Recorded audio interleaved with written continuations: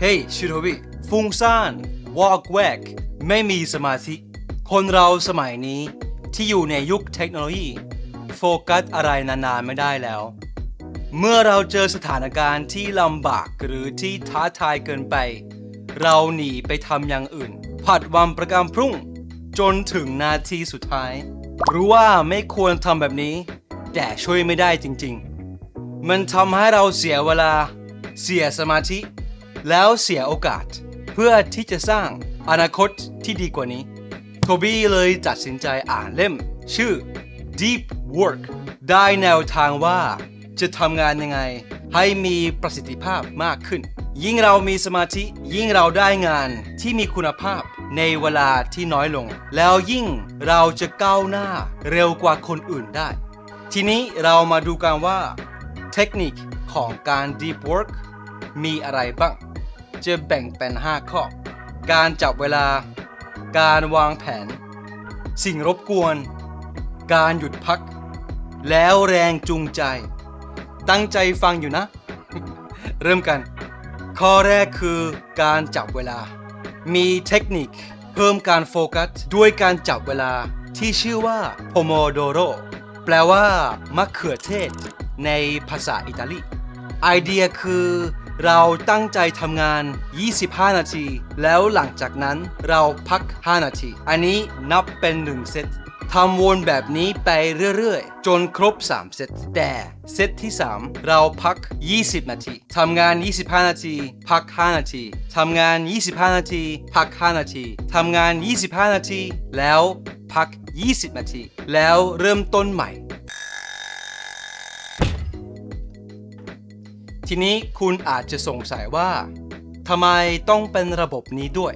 มันเป็นเพราะว่าโฟกัสใช้งานเหมือนกล้ามเนื้อแค่มันไม่ใช่เป็นกล้ามเนื้อของร่างกายแต่มันเป็นกล้ามเนื้อของจิตคล้ายๆตอนออกกำลังกายการโฟกัสต้องมีการวอร์มแล้วการหยุดพักตัว25นาทีของ Pomodoro คือการวอร์มเพราะว่ามันไม่ใช่เราเริ่มทำงานแล้วใจมันอยู่กับงานทันทีเลยเราอาจจะลังเลหน่อยตอนแรกๆแต่ถ้าเราทำงานแค่25นาทีความมุ่งมั่นจะค่อยๆมาสมาธิจะค่อยๆมาทำจนถึงเราอินกับงานจริงๆเราจะทำงานแบบเพลินๆจนลืมเวลาไปเลยอันนี้เขาเรียกว่า flow หรือภาวะลื่นไหลหลังจากทำงาน25นาทีเราต้องมีการหยุดพัก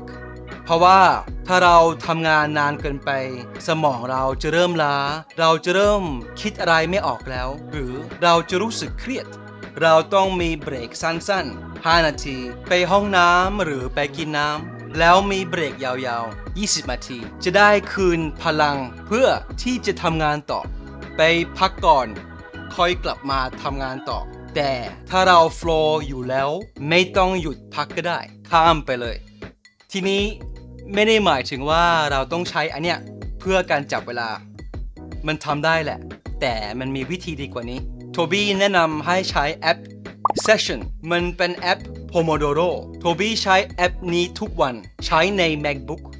มันจะจับเวลาให้เราเป็นเซตๆเตือนเราให้ทำงานแล้วเตือนเราให้หยุดพักทำไปเรื่อยๆจนเสร็จงานข้อต่อไปคือการวางแผนความหมายของ Deep Work คืองานที่ต้องการใช้สมาธิสูงอย่างนี้เราต้องวางแผนไว้ล่วงหน้าเราจะ Deep Work ตัวไหนโดยไม่มีอะไรรบกวนงานหลักโทบี้เป็นโปรแกรมเมอร์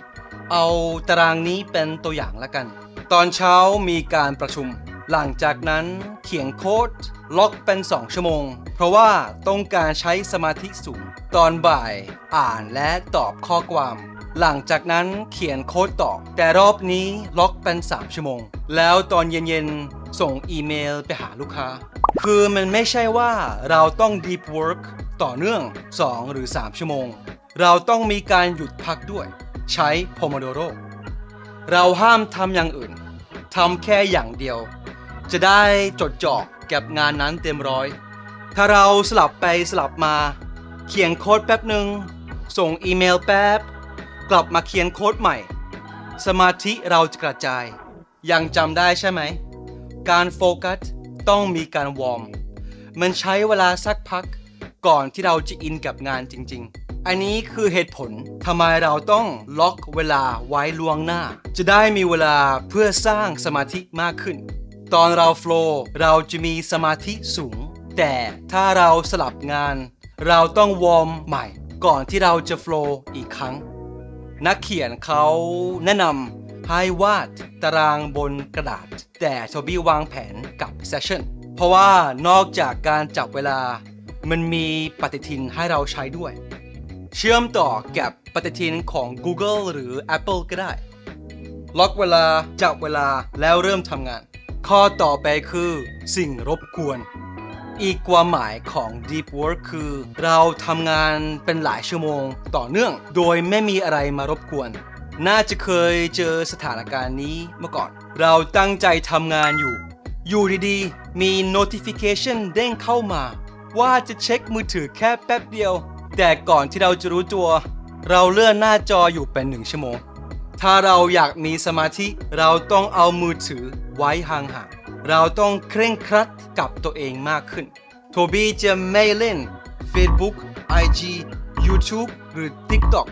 ตั้งแต่ตื่นจนถึง6 โมงเย็นแล้วจำกัดไว้ที่1 ชั่วโมงต่อวันยิ่งเราทนความอยากของการเล่นมือถือยิ่งกล้ามเนื้อของจิตจะแข็งแรงขึ้นเราต้องทนกับความเบื่อเพื่อโฟกัสคิดว่าทำได้ไหมถ้าคำตอบคือไม่แนะนำให้เข้าไปดูคลิปนี้นอกจากมือถือเราต้องจัดสิ่งแวดล้อมให้เหมาะสมกับการโฟกัสเหมือนกันทุกเช้าก่อนเริ่มทำงานโทบี้จะทำสิ่งนี้เอามือถือไว้ข้างนอกปิดประตูห้องเก็บโต๊ะทำงานเอาน้ำติดตัวมาเยอะๆใส่หูฟังตัดเสียงรบกวนเปิดเพลงเพิ่มสมาธิเปิดแอปเซสชั่นแล้วเริ่มทำงานถ้าเราทำแบบนี้หรือถ้าเรามีรูทีนของตัวเองแล้วเราทำซ้ำๆทุกวันสมองเราจะเรียนรู้ว่า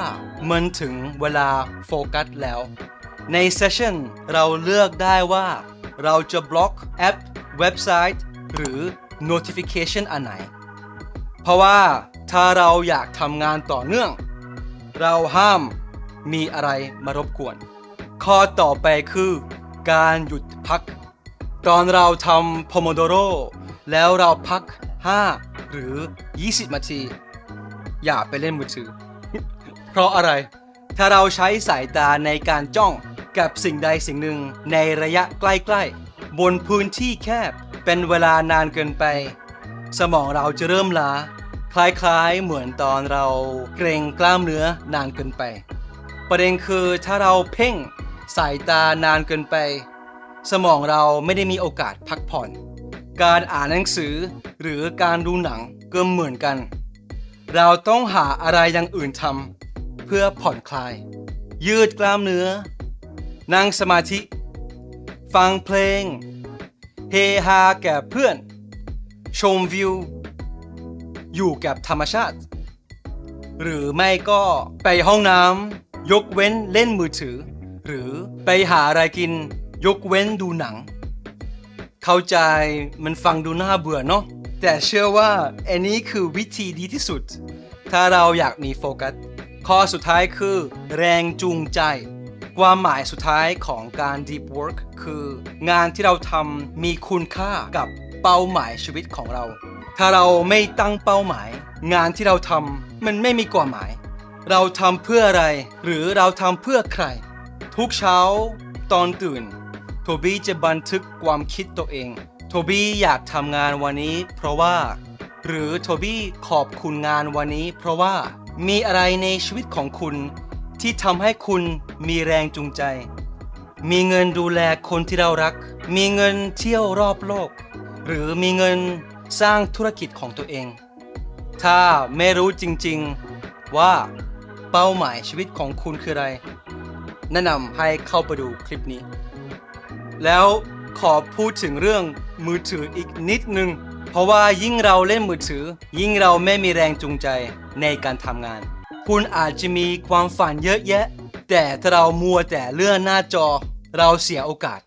สร้างอนาคตที่ดีกว่านี้ เป้าหมายต้องมาพร้อมกับความตั้งใจ ในเซสชั่นก่อนเริ่มทำงานมันจะถามเราว่าความตั้งใจของคุณคืออะไรเซสชั่นมีกราฟให้เราดูด้วยว่าเราทำงานไปกี่ชั่วโมงต่อวันมันจะเป็นกำลังใจให้เราทำต่อเซสชั่นใช้ฟรีแต่ถ้าเราอยากใช้ครบทุกฟีเจอร์เราต้องจ่าย200 บาทต่อเดือนถ้าเรารู้ว่าเราเสียเวลามากแค่ไหนกับการเล่นมือถือ200 บาทต่อเดือนฟังดูคุ้มมาก Session ใช้ได้เฉพาะ MacBook iPad แล้ว iPhone ถ้าคุณไม่เป็นไรแนะนำให้เข้าไปดูเว็บไซต์นี้ประเด็นคือถ้าเราอยากมีอนาคตที่ดีกว่าเดิม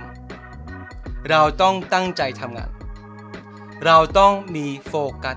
สรุปรู้ยังว่าเป้าหมายชีวิตของคุณคืออะไร เจอกัน